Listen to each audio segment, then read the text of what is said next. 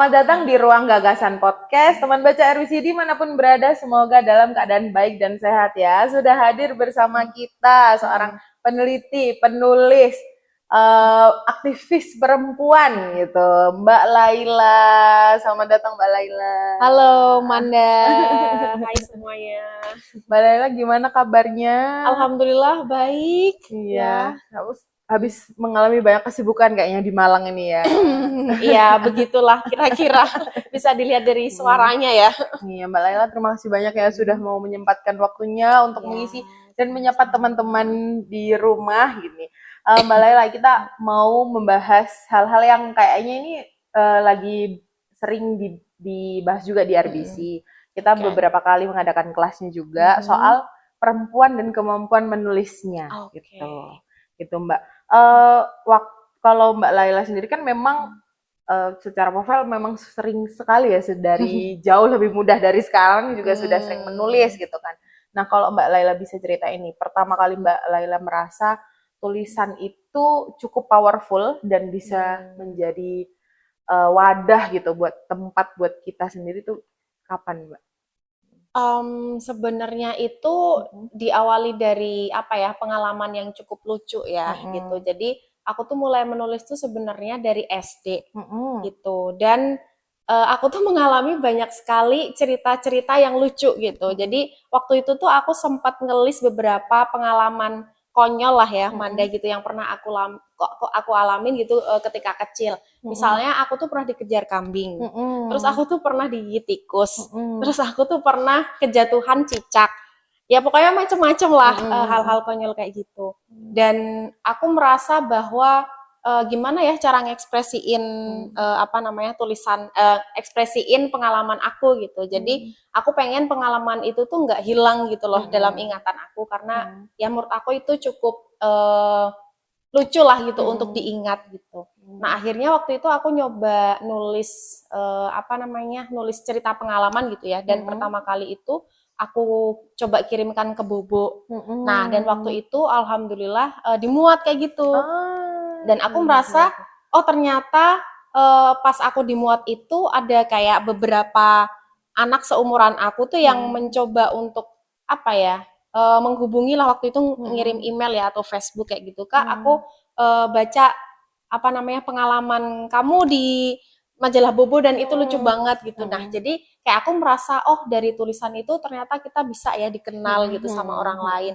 Ternyata kita tuh bisa loh bikin orang lain tuh ngerasa seneng gitu, punya perasaan yang seneng, mereka merasa terhibur gitu dengan tulisan kita, dan kita juga ada memori gitu tuh yang bisa kita selalu ingat sampai sekarang. Jadi ya itulah awalnya. Kalau dulu sering takut-takut gitu nggak sih Mbak sebelum mau memulai menulis gitu? Ya, tentu aja ada perasaan takut juga ya gitu ya, karena mungkin takut salah gitu, takut banyak yang nggak suka gitu sama tulisannya gitu, terus takut dapat kritik, takut jelek tulisannya gitu. Tapi kayak seiring berjalannya waktu ya emang itu proses kita tumbuh ya. Tulisan itu kan nggak langsung jadi sebagus misalnya sedewasa kita sekarang gitu, tapi ketidaksempurnaan itu tuh proses yang melengkapi perjalanan kita hari ini. Jadi ya nggak apa-apa gitu, tulis aja walaupun itu jelek. Okay. Kalau soal suara perempuan nih melalui tulisan gitu, kalau dari Mbak Laila sendiri kesadaran bahwa tulisan itu bisa sepowerful itu ada turning point-nya nggak Mbak? Atau ya emang udah tahu kalau oh ini aku emang harus melakukan ini gitu untuk terus menyuarakan diri itu gimana? Oke, sebenarnya kalau misalnya aku mulai menulis itu emang udah sejak kecil gitu.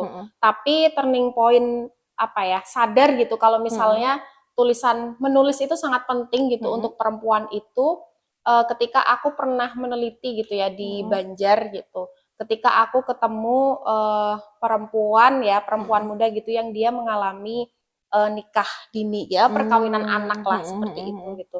Jadi di situ tuh di situ kisahnya tuh sangat unik dan ya sedih lah gitu aku dengernya gitu. Dan di situ aku sadar bahwa ketika misalnya bukan perempuan yang menuliskan cerita mereka sendiri, maka siapa yang akan mendengarkan cerita mereka atau tahu bahwa oh ada loh, ternyata ada tuh kisah perempuan yang dia mengalami perkawinan anak kayak gitu, terus mengalami berbagai macam kekerasan dan bahkan sampai saat itu ya waktu saya melakukan penelitian gitu. Jadi saat itu oh ya kalau misalnya pengalaman perempuan itu tidak ditulis oleh kita sendiri, ya udah maka narasi-narasi yang dominan ya akan apa ya yang terjadi ya yang ada sekarang gitu ya, yang masih ada sekarang gitu. Jadi kita harus menulis ya pengalaman kita sendiri. Kalau Mbak Laila melihat apakah menyuarakan dengan apa ya ekspresif dan vokal itu nggak lebih aman ketimbang ketika kita menuangkan suara kita melalui tulisan? Oke. Mengekspresikan secara verbal maksudnya ya. Sebenarnya baik verbal maupun tulisan itu apa ya? Ada resikonya juga gitu ya. Ada yang menulis kritis juga dia mendapatkan apa ya? Mendapatkan ancaman gitu, mendapatkan ketakutan. Ada yang dia ngomong secara langsung biasanya responnya lebih apa ya, lebih responsif lah ya gitu, reaktif gitu dari orang yang melihat gitu. Jadi setiap medium itu ada potensi untuk mendapatkan respon yang reaktif, kritik gitu ya, dan berbagai respon lainnya gitu. Jadi menurut aku ya apapun media yang kita pilih itu ya pasti ada responnya gitu, ada responnya sendiri-sendiri gitu. Dan ya tadi kalau kita tidak apa ya tidak berani untuk memilih gitu ya salah satu dari misalnya atau tulisan baik tulisan ataupun langsung ya kita tidak akan pernah punya suara gitu atau tidak akan pernah bisa didengar gitu. Kalau semisal nih perempuan-perempuan di sana yang ngerasa apa ya emosinya sedang berkecamuk atau merasa overwhelmed gitu ya Mbak, terus kemudian ingin menuangkan itu ke dalam tulisannya, itu apa bisa jadi cara yang cukup jitu nggak sih Mbak untuk mengekspresikan diri? Terus ada apa ya Mbak Laila bisa nggak menguraikan gitu kesulitannya tuh apa kira-kira kalau mau mulai menulis gitu? Ya.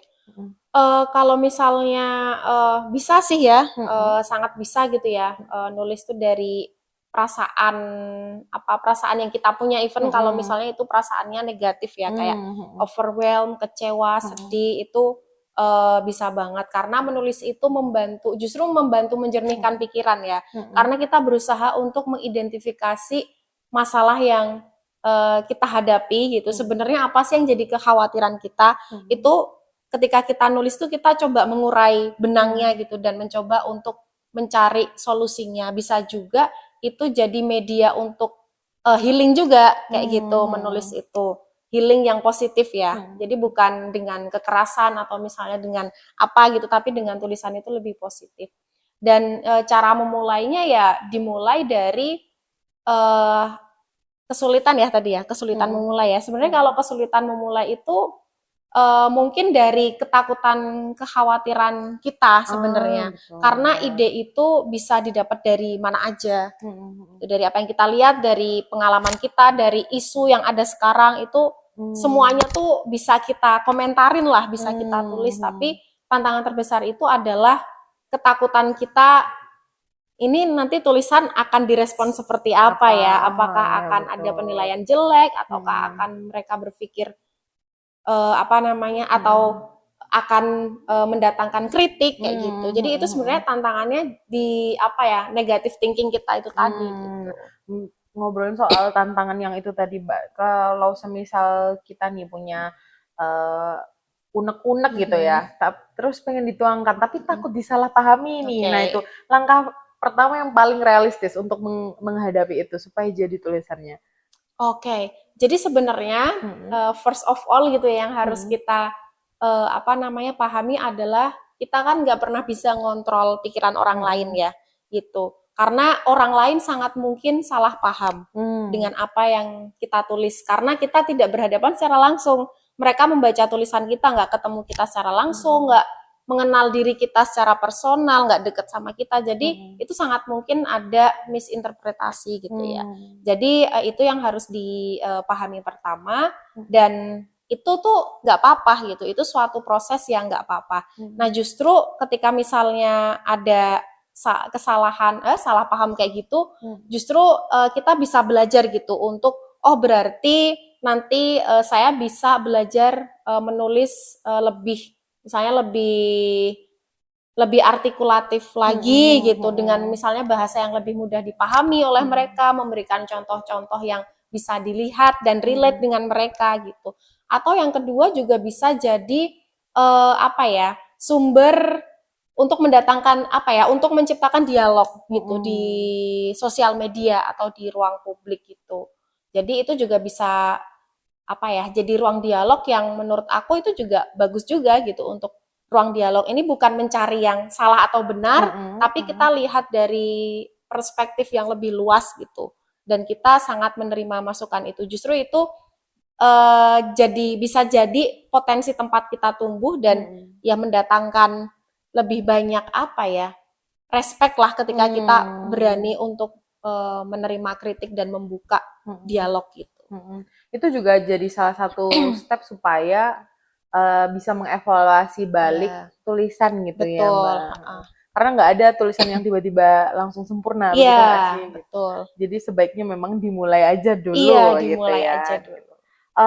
Kalau Mbak Harifa bisa merangkum nih esensi keberanian perempuan untuk bersuara lewat tulisan gitu. Nah itu menurut Mbak Laila gimana? Selama ini tuh perempuan itu selalu dituntut untuk dituntut untuk tidak banyak tingkah, untuk tidak banyak berkomentar, nggak banyak kritik, nggak ngeribetin lah gitu, nggak kritis dan lain sebagainya.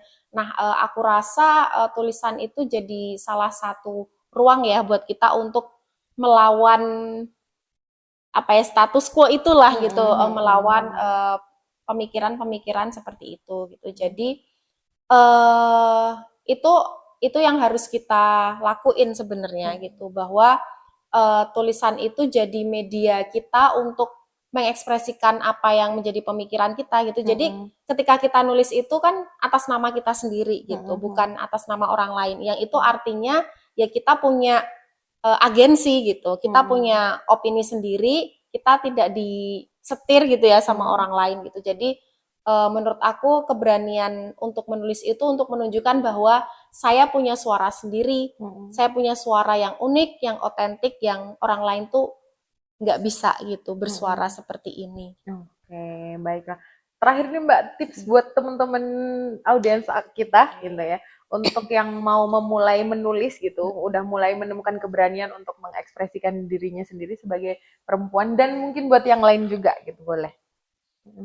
Jadi buat teman-teman gitu ya yang misalnya masih ragu, masih takut gitu untuk mulai menulis, apalagi di ruang publik gitu ya.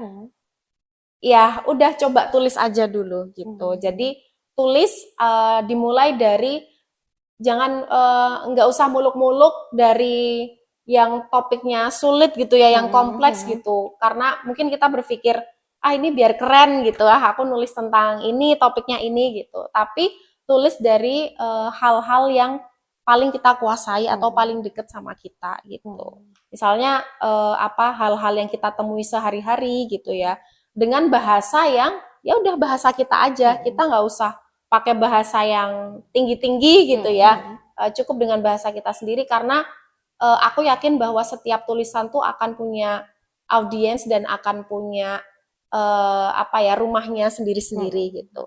Dan itu juga akan punya, itu pasti makna yang kita coba tulis itu juga pasti akan tersampaikan kok ke pembaca kita gitu. Jadi tulis aja gitu, dan nggak usah takut gitu ya untuk menulis. Dan yang kedua itu konsistensi gitu.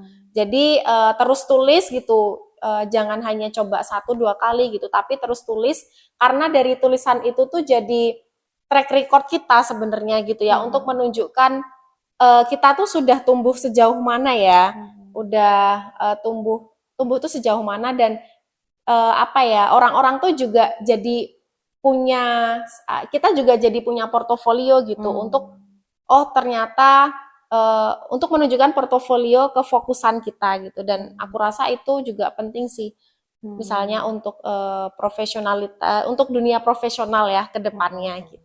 Oke, baiklah.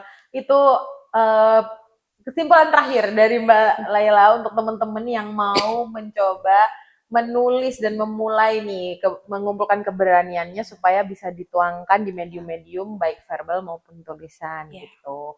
Semoga episode kali ini menjadi banyak hal yang bisa diambil gitu ya. Terima kasih banyak Mbak Laila sudah meluangkan waktu dan berbincang di sini gitu. Buat teman-teman baca RBC, sampai jumpa di episode selanjutnya. Terima kasih. Dadah.